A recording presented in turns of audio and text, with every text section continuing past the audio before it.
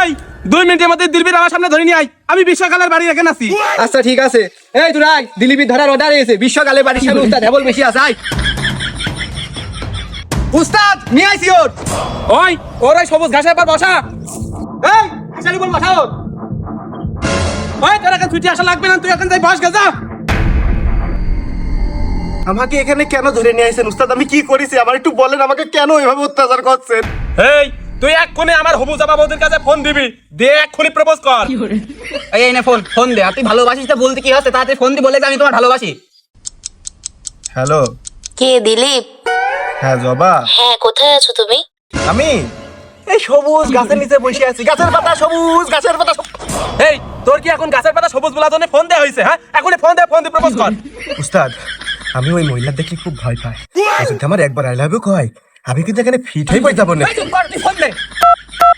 Hello জবা, হ্যাঁ, কি বলবা? তাড়াতাড়ি বলো। বলছি আমি মানুষের ভিতরে আছি, বেশি কথা বলতে পারছি না, একটা লাইনই বলবো। আমি না তোমাকে অনেক ভালোবাসি। আচ্ছা, আমি তোমাকে 5 মিনিট পরে জানাচ্ছি। বললো 5 মিনিট পরে জানাচ্ছে। ফোন দিয়েছে জবা। হ্যালো। চিন্তা করে দেখলাম তোমাকে ভালোবাসাই যায়। জবা ভালোবাসা।